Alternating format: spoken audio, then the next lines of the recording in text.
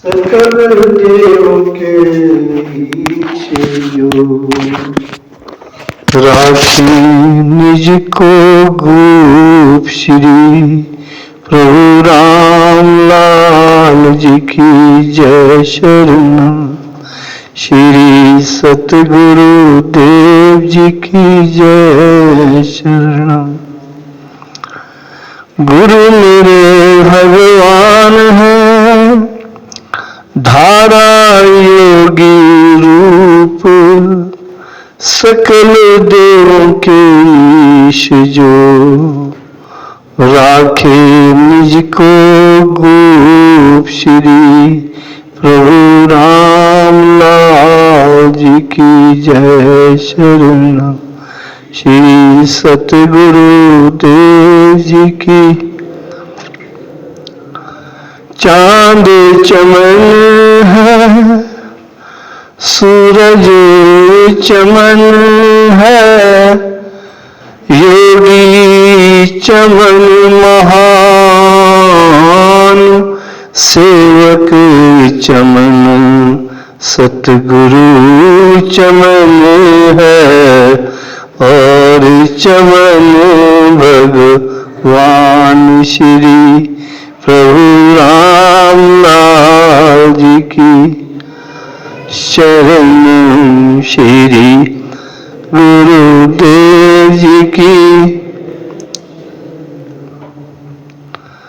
चांद चमन है, सूरज चमन है, चांद चमन है, सूरज चमन है, योगी चमन महान, सेवक चमन है, सतगुरु चमन है, और चमन भगवान श्री प्रभु राम लाल जी की जय शरण।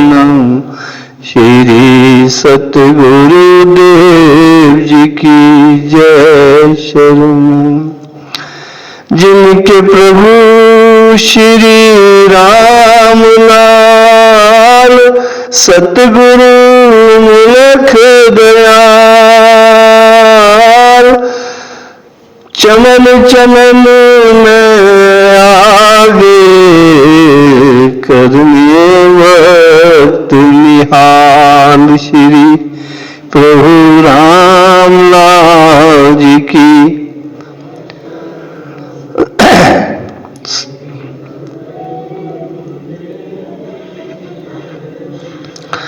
जिनके प्रभु श्री राम लाल सतगुरु मुलख दयाल, चमन चमन में आगे करने भगत निहाल। श्री प्रभु राम लाल जी की जय शरण।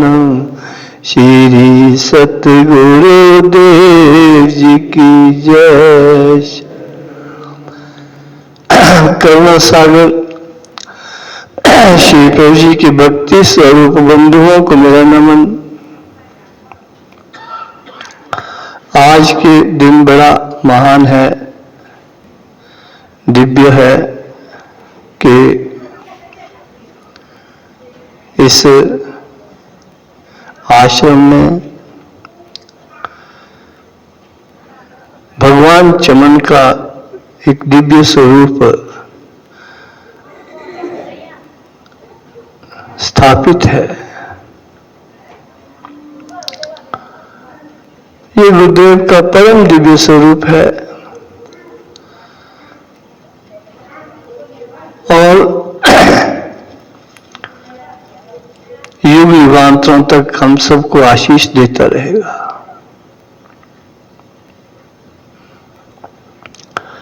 इनके दर्शन मात्र से हमें योग भी प्राप्त होगा, भक्ति भी प्राप्त होगी, प्रेम भी प्राप्त होगा, शांति भी प्राप्त होगी, क्योंकि ये सतगुरु भगवान का स्वरूप है, प्रभु राम का ही स्वरूप है। भगवान चमन के रूप में इस धरा पर ये हम सबके कल्याण करने के लिए आए और इन्होंने ही अपने चरण डालकर 1994 में इस योग साधना आश्रम की स्थापना की थी। तो इस दिन की आप सबको बहुत बहुत बधाई। चंद दिनों में ये स्वरूप इसी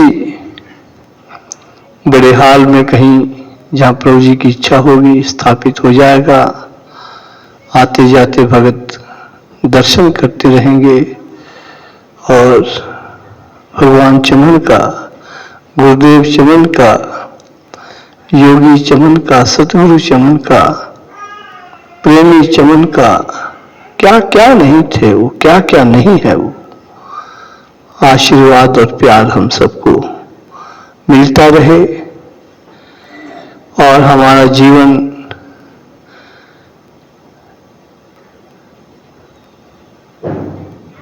इनकी आशीष की मधुर छाया में शांति और योग के पथ पर आगे बढ़ता रहे, ऐसी हम कामना करते हैं, ऐसी हम प्रार्थना करते हैं। और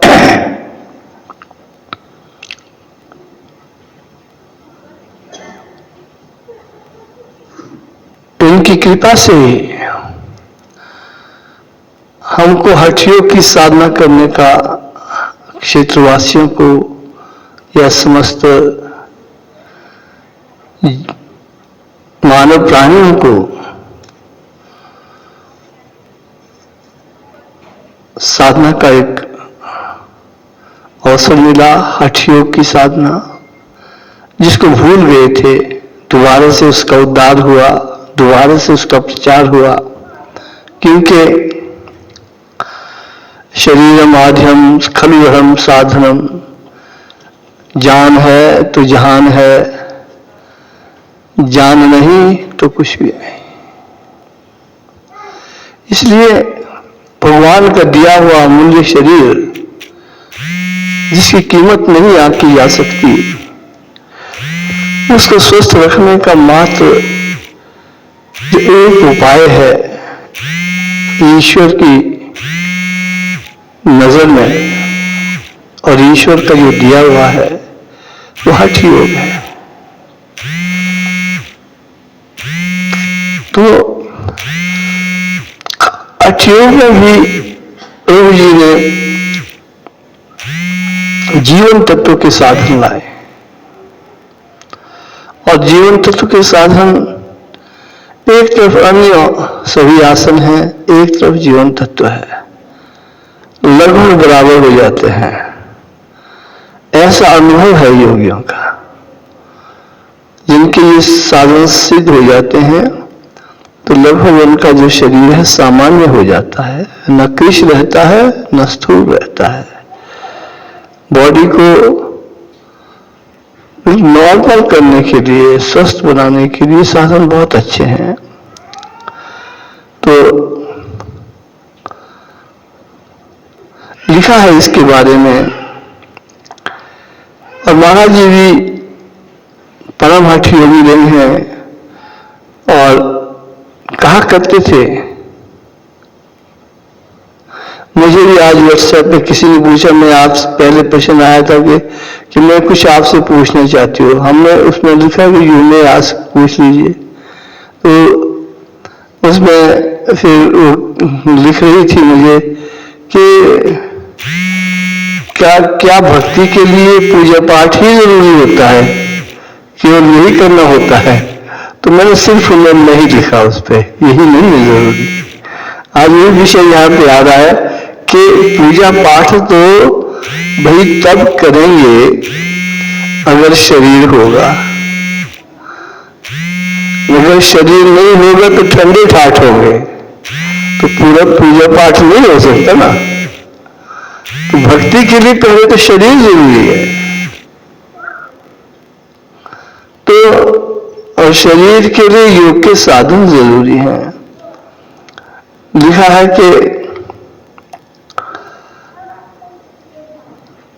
कि भोजन भी अगर कमजोर क्यों होते हैं, पतला शरीर क्यों रहता है, कि भोजन जब नहीं पचेगा तो उसका जो भोजन के जो अणु परमाणु है पौष्टिक शरीर के लिए आवश्यक होते तो नहीं जाएंगे, तो शरीर पतला हो जाएगा।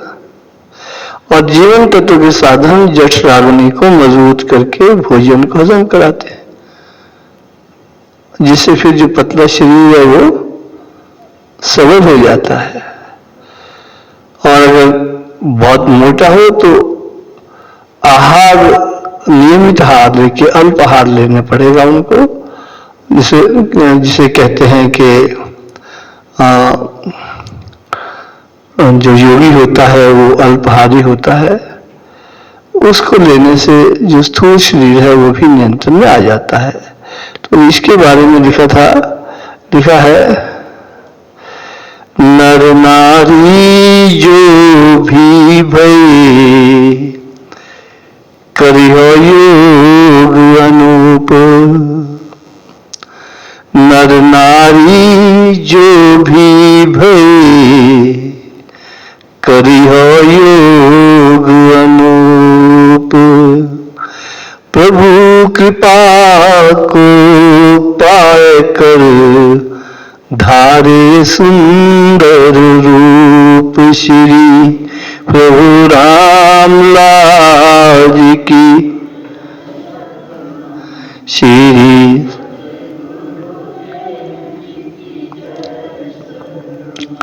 जीवन तत्व उस योग का नाम, जीवन तत्व उस योग का नाम। जगती जीवन पाए तमाम, जगती जीवन पाए तमाम। युवा वृद्धवा बाल भी हो, युवा वृद्धवा बाल भी हो। नर नारी सब कर सुख हो, नर नारी सब कर सुख। ये सब साधन आश्रम आने, ये सब साधन आश्रम आने। ले जन्म की विधि जानो, नित्य करे उनका अभ्यास, नित्य करे उनका अभ्यास। जैसे पावे गुरु का शास, जैसे पावे गुरु का शास। ऐसी विधि जो सीख ले, ऐसी विधि जो सीख ले। भोजन पचे तुरंत, तन की क्लिष्टता दूर हो। दुर्बलता का अंत श्री प्रभु राम लाल की। श्री सतगुरु दुर्बलता का अंत हो, करके साधन योग। दुर्बलता का अंत हो, करके साधन योग। जीवन तत्व के कारण कृष्ण भय निरोग। श्री प्रभु राम लाल जी की जय शरणम। श्री सतगुरु देव जी की जय शरणम। इस विध का हार्जन करके हो स्वस्थ, दुर्बलता का नाश हो, रोग में होना ग्रस्त। श्री प्रभु राम लाल जी की जय शरणम, श्री सतगुरु देव जी की जय शरणम। तो ये भी पूछ रहे हैं कि कैसा आहार हो। आहार पौष्टिक होना चाहिए। दूध है, फल है, घी है, मक्खन है, दही है, ये सब पौष्टिक आहार है। इनको लेते रहें तो हमारा जो तन है स्वस्थ हो जाएगा। अब तन स्वस्थ है, निरोगी है, तभी जाके योग चल सकता है। अगर शरीर में रोग है तो योग नहीं हो सकता। और योग एक मर्यादा भी है।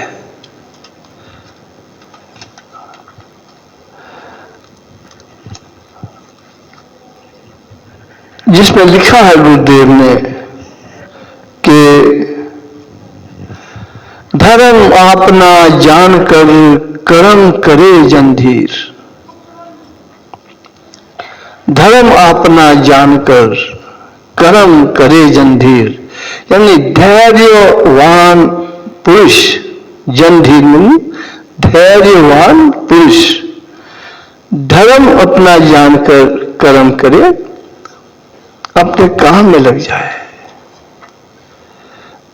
धर्म अपना धर्म समझकर, जो भी कर्म है उसको अपना धर्म समझे। जो भी अच्छा कर्म है, बुरा कर्म नहीं, जो भी अच्छा कर्म है उसको धर्म समझे और अपना धर्म समझे। उस कर्म को जो है करते रहे।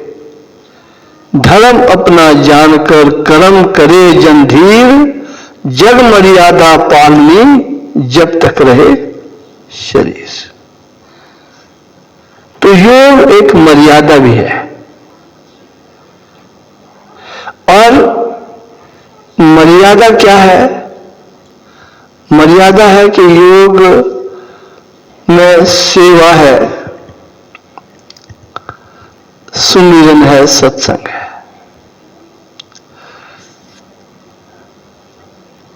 सुमिरन सत्संग एक अलग अंग है, सेवा एक अलग है।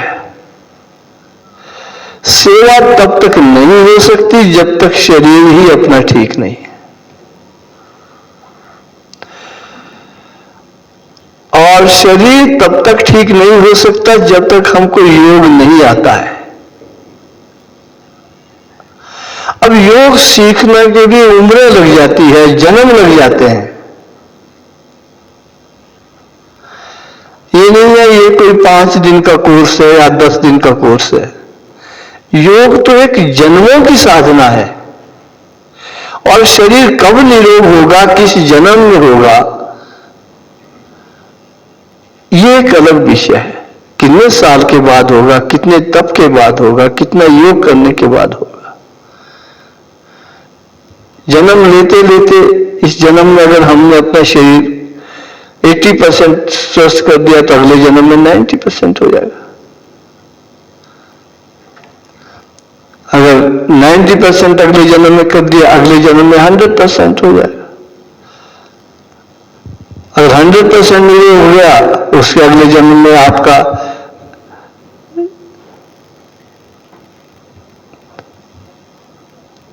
प्राणों पर नियंत्रण हो जाएगा। नियंत्रण हो जाएगा तो मृत्यु पर विजय हो जाएगी। और फिर उम्र आपकी 1000 साल भी हो सकती। योगी हैं जो आज हिमालय पर्वत पर महान योगी बैठे हैं ऊपर, उनकी जन्म जन्म की साधना है। इसलिए कोई 400 साल से है, कोई 1000 वर्ष से है, कोई 10,000 साल से है। वो पैदा हुआ है मां के पेट से। मां के गर्भ से पैदा हुए और हमारा जो पैदा होने के बाद योग करने के बाद वो वहां पहुंचे। अब प्रभु जी भी मां के गर्भ से पैदा हुए और देखिए आप उड़कर सुमेर हुए, इसी शरीर से योग किया ना। अब कब की साधना, क्या साधना, जब भगवान शंकर के बारे में कहते हैं कि ये कब से है, ये किसी को कोई पता नहीं है, वहां रहते हैं, क्योंकि हठ योग उनसे आया है, प्रभु जी उनके पास रहे हैं। तो योग शरीर को निरोग करने की सर्वोत्तम विद्या है, पर ये कोई 10 दिन सीखने वाली नहीं है। लगे रहना पड़ेगा, लगे रहना पड़ेगा, लगे रहना पड़ेगा। समय आएगा जब हमारा अपने शरीर पर नियंत्रण हो जाता है, शरीर हमारे कब्जे में हो जाता है। समय आएगा जब मन हमारे कब्जे में हो जाएगा, समय आएगा जब बुद्धि हमारे कब्जे में हो जाएगी, समय आ जाएगा जब हम आत्म तत्व को प्राप्त हो जाएंगे, ईश्वर को प्राप्त हो जाएंगे। ये एक साधना है और साधना शरीर से आरंभ होगी और शरीर की सबसे बड़ी मर्यादा है सेवा। अब गुरुदेव ने बहुत ऊंचा योग सीख के ईश्वर को प्राप्त करके तभी यहां उद्भव सेवा करते रहे। और अभी जो दुआ कहा था कि सूरज चमन है, चांद चमन है, योगी चमन महान, सेवक चमन, सतगुरु चमन है और चमन भगवान। और अभी हम सुनते थे आश्रम में कि तो महाराज जी का ये जो जन्म था वो 96 वाला जन्म था, 96th बर्थ था गुरुदेव का। मनुष्य जन्म में जब 96 बार उन्होंने जन्म दिया गुरुदेव ने, तब इस अवस्था को वो प्राप्त हो गए। और सेवक चमन है, सेवा भी की और इस सेवा में बहुत सेवाएं आती है, लेकिन भारतीय संस्कृति में मां की सेवा को बड़ी प्रमुखता दी जाती है, क्योंकि हमने कहा योग मर्यादा भी है। धर्म अपना जानकर कर्म करे जंधीर, जग मर्यादा पालनी जब तक रहे शरीर। मर्यादा में जिस मां ने जन्म दिया है, हमको मनुष्य बना दिया है और तकलीफें उठाकर, मां की तकलीफ को कौन समझता है? और योग में हमने शरीर को स्वस्थ करके जबकि मर्यादा को नहीं पाला तो योग अधूरा रह जाता है, और जबकि मर्यादा में अगर मां की सेवा नहीं की, योग अधूरा रह जाता है। अब अगर हम देख लें, अगर पुरुष की बात ले लें, अगर पुरुष को बोलो कि 3 किलो का पत्थर पेट में बांध के रख और रोज 9 महीने तक चलेगा तू, पुरुष बोलेंगे यार क्यों फजूल मेरी हालत बिगाड़ने, लेकिन मां उठाती है 9 महीने तक, उस वजन को उठाती है। जैसे हम देख किसी पत्थर को 3 महीने का अपने पेट में बांध कर चलते रहे 9 महीने तक 3 किलो का, वैसे मां भी 3 किलो के लगभग वजन को अपने पेट में बांधकर 9 महीने निकालती है। फिर 9 महीने के बाद प्रसव की पीड़ा होती है और प्रसव की पीड़ा सहन करने के बाद बच्चे को जन्म देती है, हमको जन्म देती है।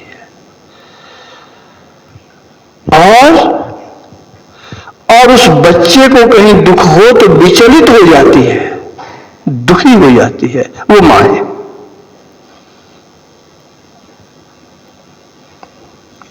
तो मां की जो सेवा है वो भी योग धर्म की एक मर्यादा है। अब आप देखिए, स्वामी मुलखराज जी महाराज अपनी मां की कृपा से योगी बने। मां की कृपा से योगी बने। कैसे बने? अब चाची उनकी गुजर गई थी, सब रो रहे थे। स्वामी मुलखराज जी महाराज छोटे थे, तो अपनी मां से पूछा उन्होंने कि ये क्यों रो रहे हैं? उन्होंने कहा चाची मर गई है। तो मां ने कहा कि चाची मर गई है। तो स्वामी जी पूछते हैं छोटे बालक कि मरना क्या होता है? मां कहती है कि भगवान के पास चले जाते हैं। तो स्वामी जी कहते थे मेरे को भी ले चलो, मैंने चाची को मिलना है, मेरी चाची को मिलना है, माता जी मुझे भी ले चलो भगवान के पास। अम्मा ने कहा बेटे दुखी मत कर, पहले दुखी फालतू के प्रश्न कर रहा है मुझसे, अब तुझे क्या जवाब दूंगी? अब भगवान कहां होता है? लेकिन स्वामी जी ने नहीं माना। स्वामी जी ने कहा कि बोलो ना कि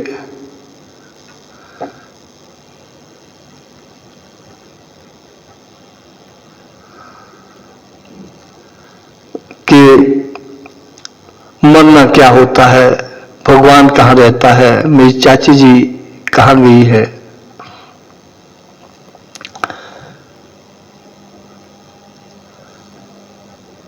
ईश्वर रहता कहां,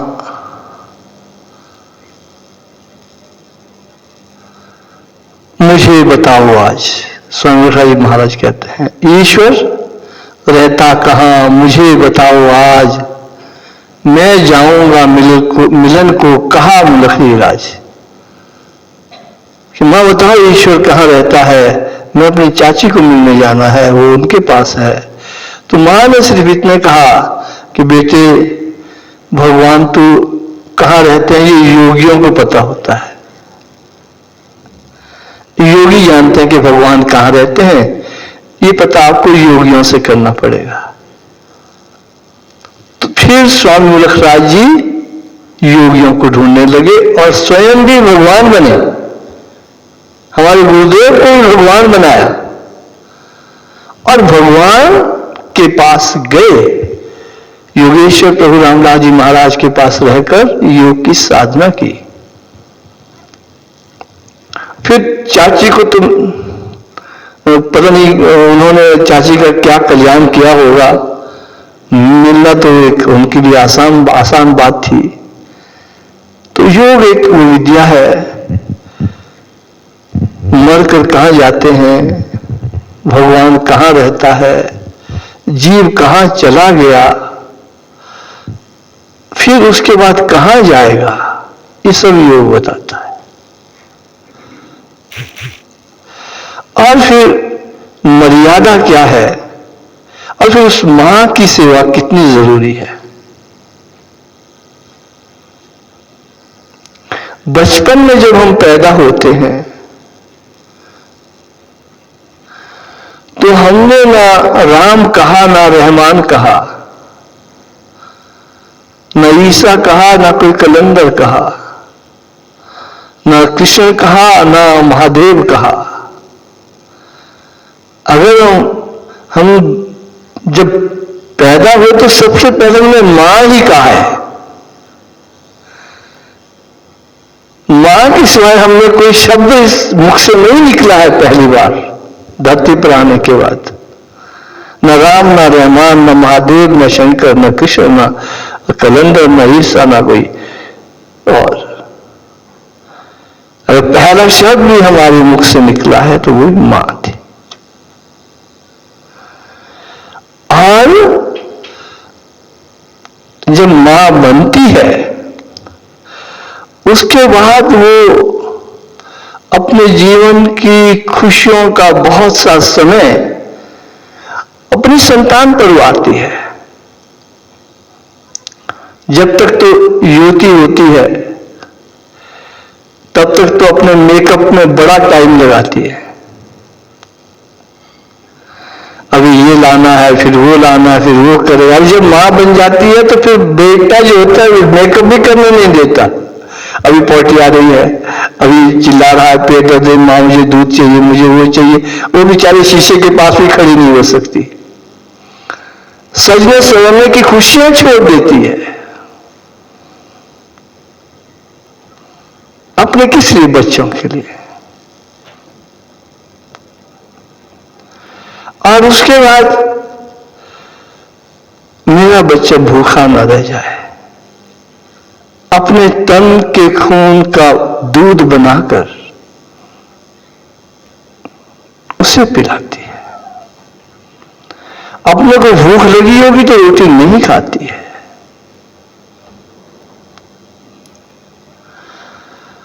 फिर दूध पिलाएगी उस बच्चे को। देखो मां के कितने सैक्रिफाइसेस हैं, लेकिन हम याद नहीं करते। ये इसलिए क्यों? ये एक मर्यादा है, ये भी एक धर्म है, ये भी एक योग है।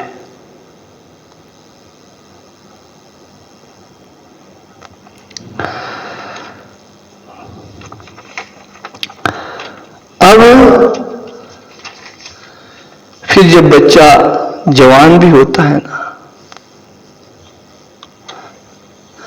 फिर घर से कहीं जाना होगा तो दही शक्कर खिला के भेजती है, बेटे चले जा, तेरा काम हो जाएगा, दही शक्कर खा ले। कितने प्रेम से। जब अपने बच्चे को मायूस देखती तो पूछती है, तू उदास क्यों है, तुझे क्या हो गया?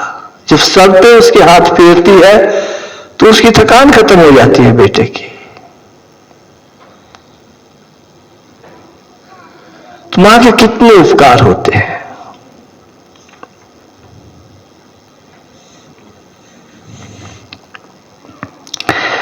और इन सब चीजों को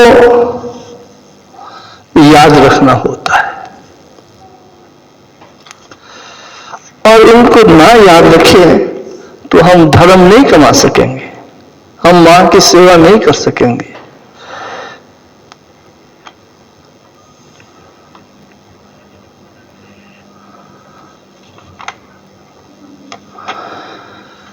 लेकिन आज सवाल यह हो जाता है कि मैंने एक बार अखबार में कहीं पढ़ा था, इस सूचना सुनी थी कि एक कमरे से बदबू आ रही थी।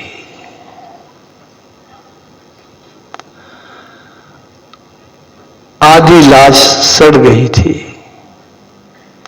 बुढ़िया को बाहर निकाला गया। ये नहीं था कि उसके बच्चे नहीं थे। 2 बेटे थे, दोनों ही विदेश चले गए थे।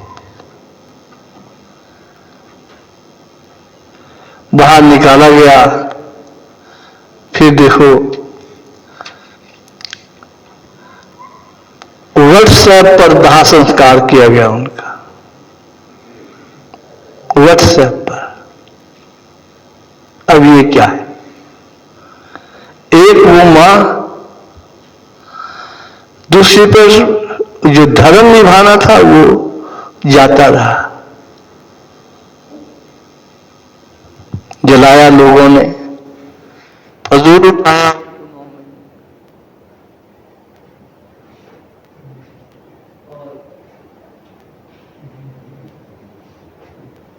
आखिरी में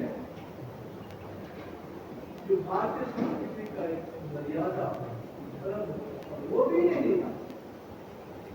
उसमें क्या करते हैं? दाह संस्कार के लिए नहीं।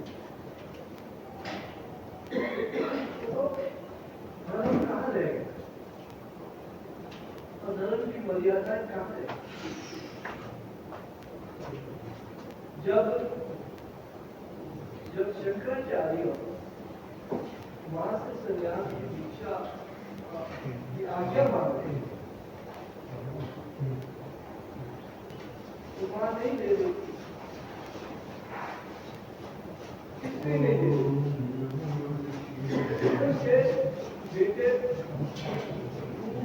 मेरी सेवा का तो धर्म छोड़ रहा, जो जग की मर्यादा होती है कि माँ की सेवा करनी, आपने वो छोड़ दी। लेकिन आखिरी कर्म भी तेरे हिस्से में होता है कि आप हमें आग लगाने को, तो वो ही छोड़ रहा। मुझे मेरा आपको प्रयास किया जाता, लेकिन शंकराचार्य को भी चाहिए। देखो मां की आज्ञा देनी है, बगैर आज्ञा की जाना नहीं। सेवा का धर्म भी छोड़ रहे हैं, लेकिन फिर बगैर आज्ञा के कैसे जाए? योगी थे तो समुद्र के किनारे थे, आप सभी जानते हैं। तो एक मगरमच्छ आ गया था, अपनी टांग पकड़वा दी मगरमच्छ। अब मां का दिन वे हमने कहा कि क्यों जाए तो मां बेटे को दुखी नहीं। अब शंकराचार्य बोले अमन जी छोड़ देगा मुझे, आप ना मुझे संन्यास की आज्ञा दे, नहीं खा देगा, ये भगवान की इच्छा है। तो मान कर एक ही बात कि सेवा का धर्म तो आप छोड़ रहे हैं, लेकिन आखिरी सेवा में तो आएगा ना ये वायदा, जब मैं मरूंगी तो आप घास संस्कार में आएंगे, ये वायदा था। तो शंकराचार्य का जब ये वायदा है, जब आपका दाह संस्कार होगा तो मैं आपसे शव में आपके लिए जो है आपकी आग लगाने के लिए आ जाए, फिर माने आगे और फिर मान की आगे सब लोग ध्यान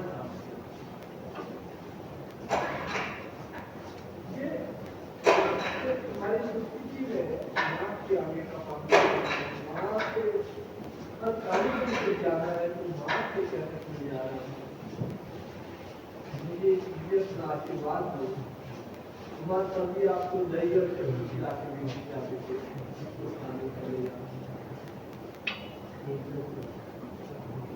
माँ की जो सेवा है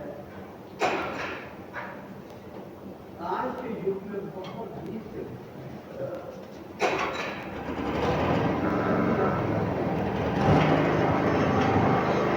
सज्जन याद दिलाते हैं, हमारा धर्म याद दिलाता है, लेकिन आज की जो भौगोलिक परिस्थितियां हैं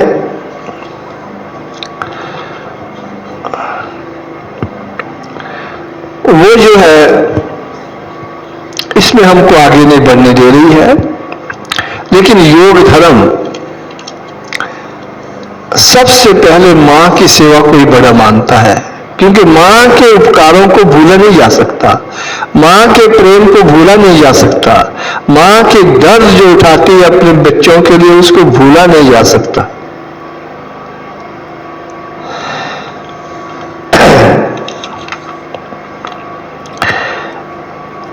आजकल तो सिर्फ बच्चे बाहर हैं, दाह संस्कार भारत में है,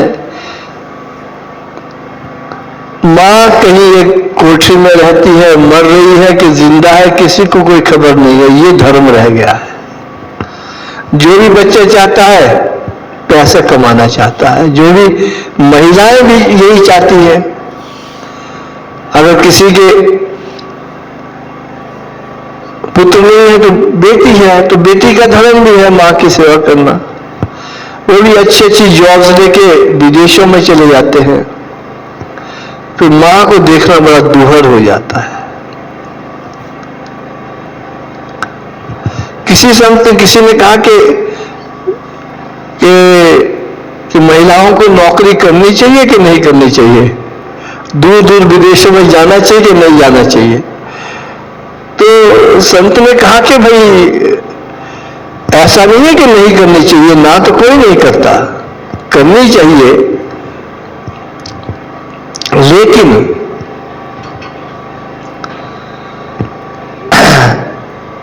वो न बच्चों को अपने संस्कार दे पाएगी, ना उनको प्यार दे पाएगी। हालांकि आजकल ऐसा बोलते हैं कि बहुएं सारी रोडों में क्वार्टर लेके चले गई है। खैर, कोई रोडू दूर नहीं है भाई, क्योंकि आ सकते हैं रोडू से घर में, चौभाव से भी आ सकते हैं। लेकिन अच्छी बात है, मां अपने बच्चे के साथ है, उसको संस्कार दे रही है, उसको प्यार दे रही है। माता पिता दूर नहीं है, वो कोई अमेरिका नहीं है। तो कोई दूर नहीं है, नजदीक है। आजकल तो गांव में भी अच्छे स्कूल है, बच्चों के साथ रहे, बच्चे संस्कारी होंगे और वो संतों के पास रहेंगे। इसीलिए महाराज जी कहा करते थे कि अपने बच्चों को लेके साथ आओ, तो उनका जीवन बनेगा। हाँ, सिर्फ रूढ़ी में रहेंगे, अंग्रेजी काम करेंगे, उनमें संस्कार नहीं डालेंगे, संतों के पास नहीं ले जाएंगे, आश्रमों में नहीं ले जाएंगे, तो फिर वो स्थिति आ जाएगी कि मां जो है बाद में कमरे में गुजर जाएगी। जब बदबू आएगी तब लोग देखेंगे क्यों आ रही है।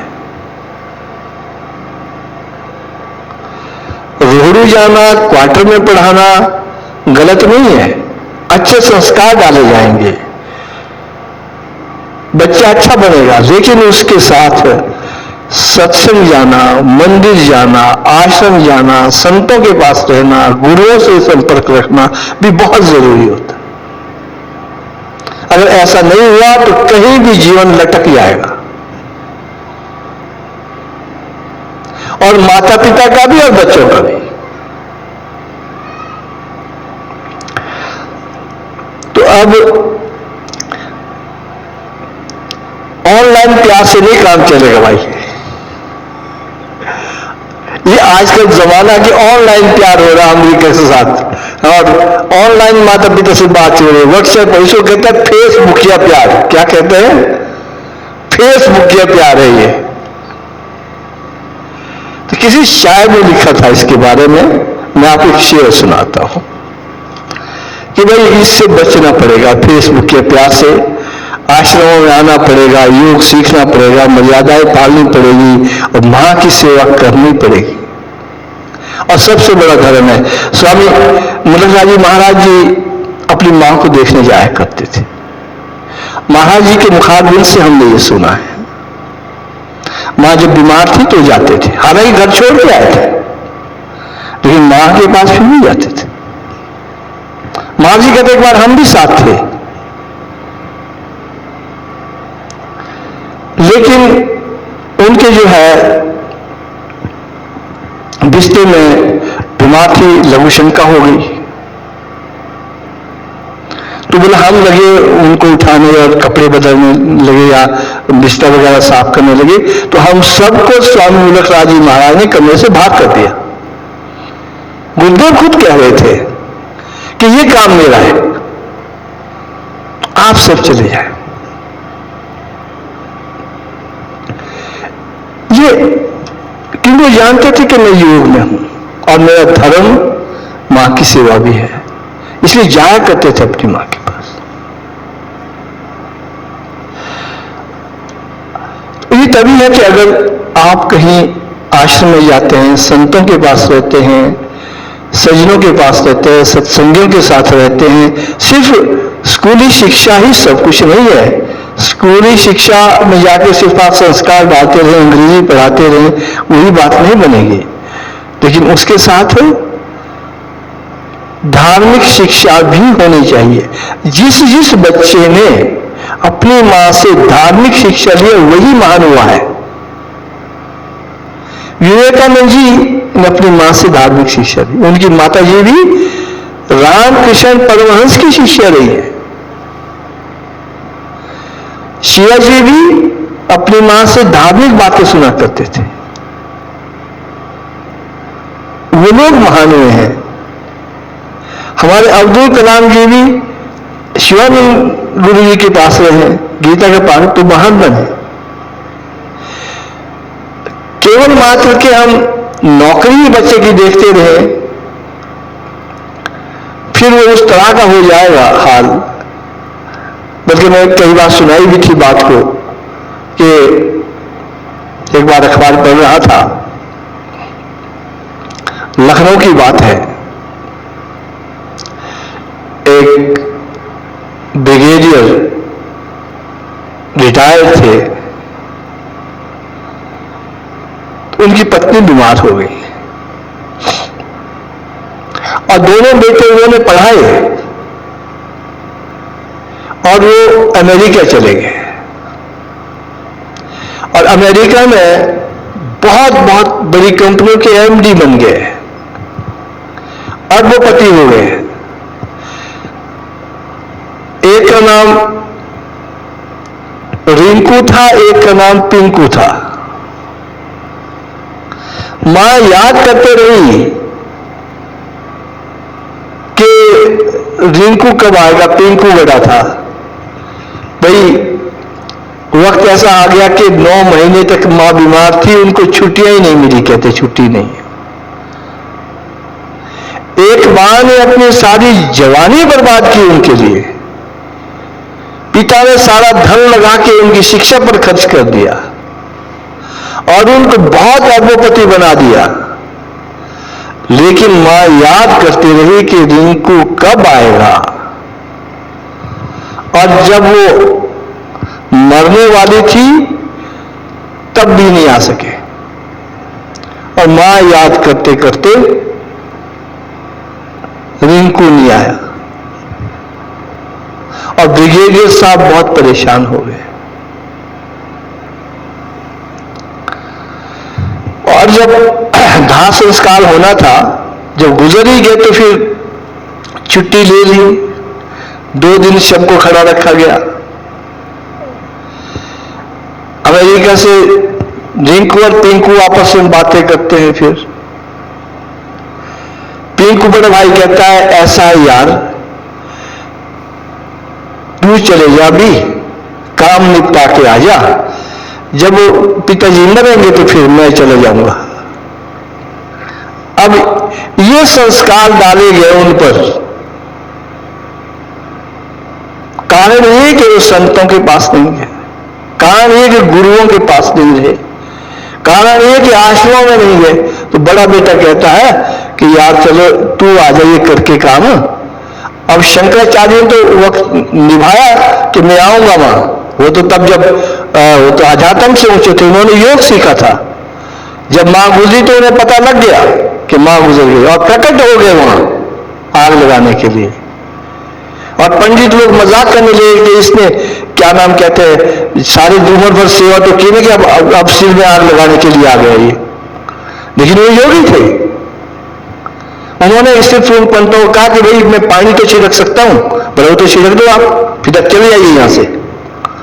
उन्होंने समुद्र से पानी लिया, पानी छिड़का और पानी से ही आग लग गई और पंडित जी परेशान हो गए सारे।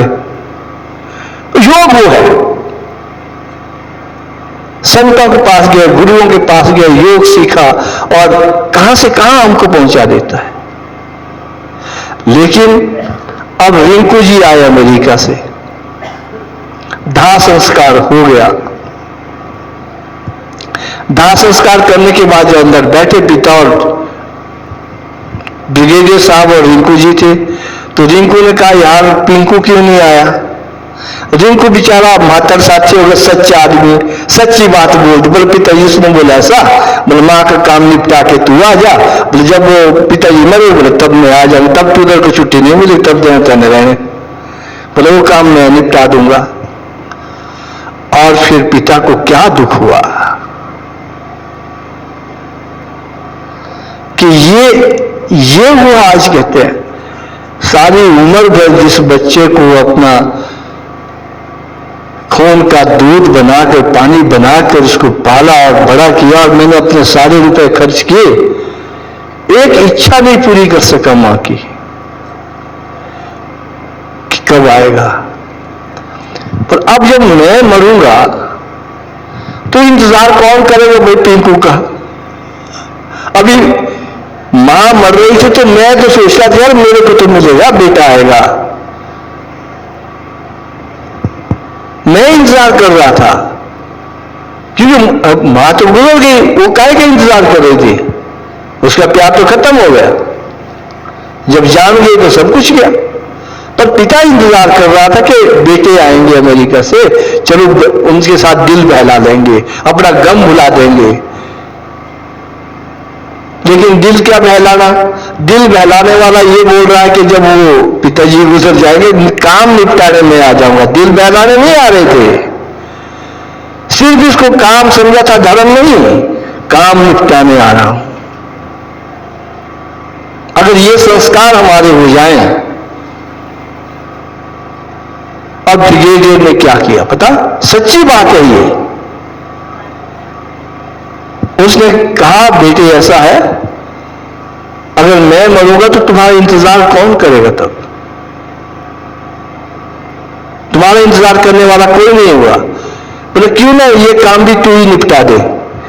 उसने रिवॉल्वर ली, अपने को गोली मार दी, लेटर लिख के, बोले पिंकू को दे देना कि पिंकू अभी जो तुम्हारी मां मैं इंतजार कर रहा था, अगर मैं गुजरूंगा तो इंतजार करने वाला कोई नहीं होगा बेटे, क्यों ना ये काम भी रिंकू ही करके चले जाए, इसलिए आपने अब नहीं आना, क्योंकि तब तुम्हारा इंतजार करने वाला यहां कोई नहीं होगा। तो उन्होंने अपनी वो गोली की, रिंकू को बोला बेटे ये काम भी आपने कर देना, साथ अपने को गोली मारी, साथ आप ये काम निपटा के चले जाइए, अब काम हो गया हमारा। तो हमारा जो संस्कृति है और हमारी जो विचारधाराएं हैं वो सारे प्यार और उपकार को भूलती जा रही है, मर्यादाओं को भूलते जा रहे हैं। इसी बात पे किसी ने कभी ने कुछ पंक्तियां मैं आपको पढ़ के सुनाता हूं, संभव है कि आप सबको ठीक लगेगी।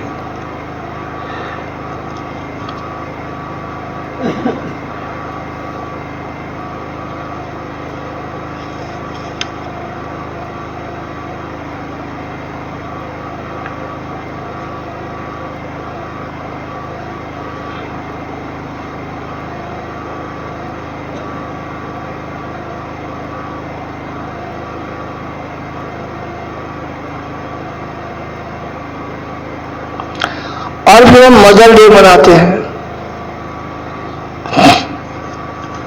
वैसे तो मदर डे मनाते हैं,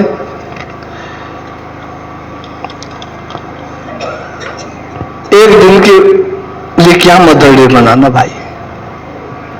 मदर डे भारतीय संस्कृति में रोज मनाया जाता है, रोज चरण छूते हैं, मां के चरण छू के जाते हैं, आशीष लेके जाते हैं। हमारा मदर डे तो योगियों का हर रोज होता है ना। और यहां तक कि अपनी भाभी को भी मां का दर्जा दिया जाता है। यह हमारी संस्कृति है। जब भगवान रामचंद्र जा रहे थे वनवास में, तो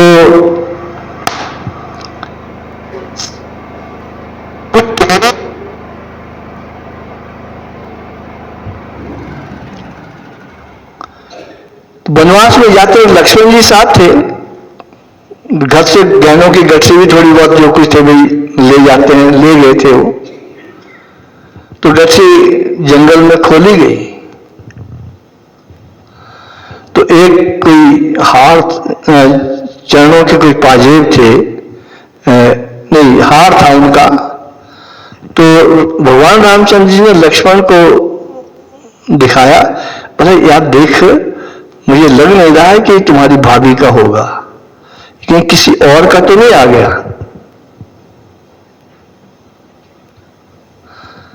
यहां तो भाभी को भी मां का दर्जा दिया जाता है। ये हमारी संस्कृति है।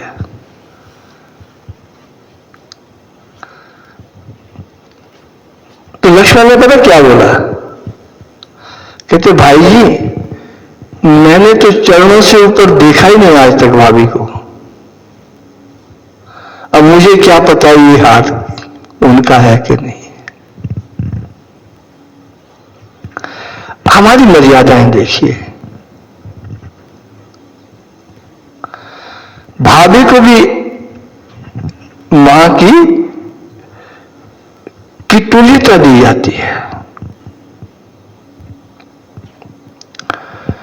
तो मां को कितना सम्मान हमारी संस्कृति में है। तो लक्ष्मण जी ने चरणों से ऊपर देखा ही नहीं। कहीं मुझे नहीं पता कि यह हार भाभी का है कि किसी और का है। लेकिन अब मदर डे तो मनाए। मदर डे पर बड़ा भाई मां के पास बैठ जाएंगे एक दिन के लिए, तो उससे मां की सेवा नहीं होने वाली। अपनी उपकारों की गठरी धोती मिली।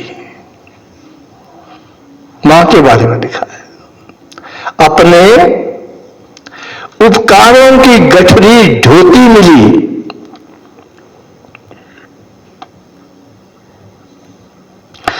आंसुओं से कोख के धब्बों को धोती मिली। अपने उपकारों की गठरी को धोती मिली, आंसुओं से कोख के धब्बों को धोती मिली।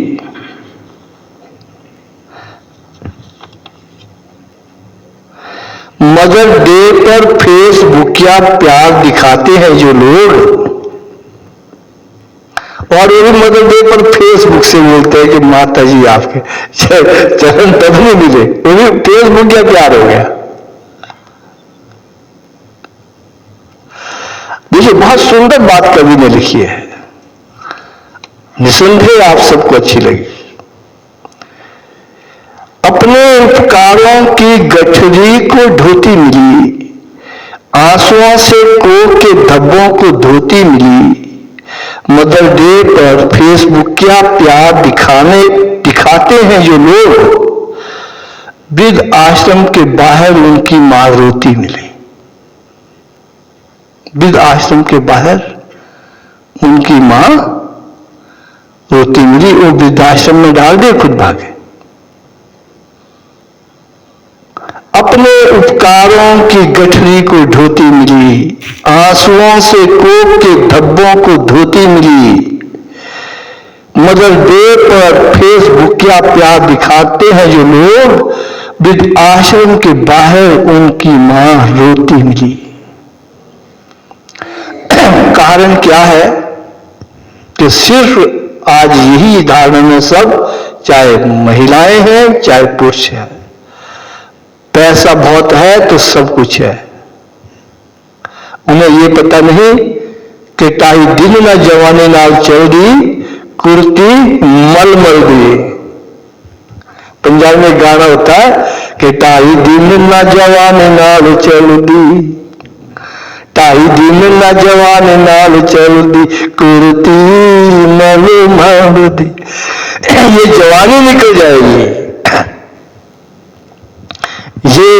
ये कपड़े हैं ना, उस बुढ़ापे में फिर वो बूढ़ी घोड़ी और लाल लगाम बोलेंगे लोग उसको। अगर कभी बूढ़ी औरत बड़े चमकीले कपड़े पहनेगी, लाल जैसे शादी के दिन पहने, तो फिर कहते हैं लोग कि बूढ़ी घोड़ी और लाल लगाम। उस दिन फिर वो पैसा काम नहीं आएगा, उस दिन कुछ काम नहीं आएगा। अगर धर्म कमाया है, योग सीखा है, तो शंकराचार्य बन जाओगे। धर्म कमाया है तो ईश्वर की कृपा होगी, मां की सेवा मिलेगी। अगर नहीं किया है तो जीवन बर्बाद हो जाएगा। अपना भी बर्बाद करेंगे और माता पिता का भी बर्बाद हो जाएगा। हम सौभाग्यशाली है कि हमको गुरुदेव ने एक सही मार्ग दिया है, योग दिया है। ये आचार, विचार और व्यवहार पर आधारित है। आपके आचार कैसे हैं, विचार कैसा है, आपका व्यवहार कैसा है। जब तक ये ठीक नहीं है तो कुछ भी ठीक नहीं है।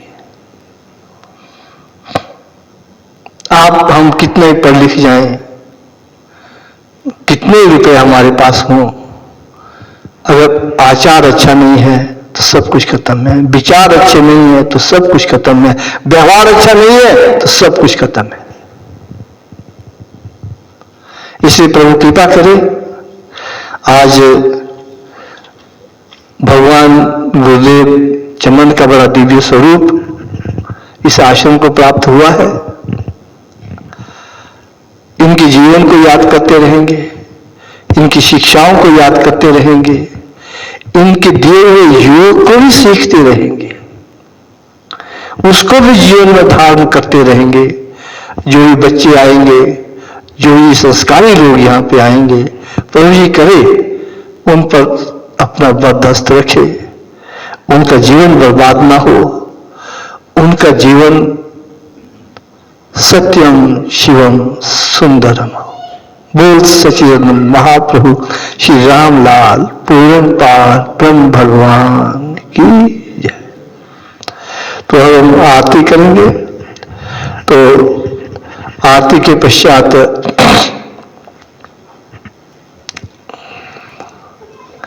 नौ दंपति आए हैं भाई हमारे पास। शाना जी आई है, उनके बहू बेटे आए हैं, उनकी शादी हुई है, तो फिर उनको आशीर्वाद भी प्रभु जी की तरफ से मिलेगा। और भक्तों से आशीर्वाद चाहते हैं कि उनका जीवन सफल हो। और फिर रुद्र सूक्त पढ़ा जाएगा मेरे ख्याल में, तो गीता जी भी पढ़ेंगी। रुद्र सूक्त पढ़ने के पश्चात फिर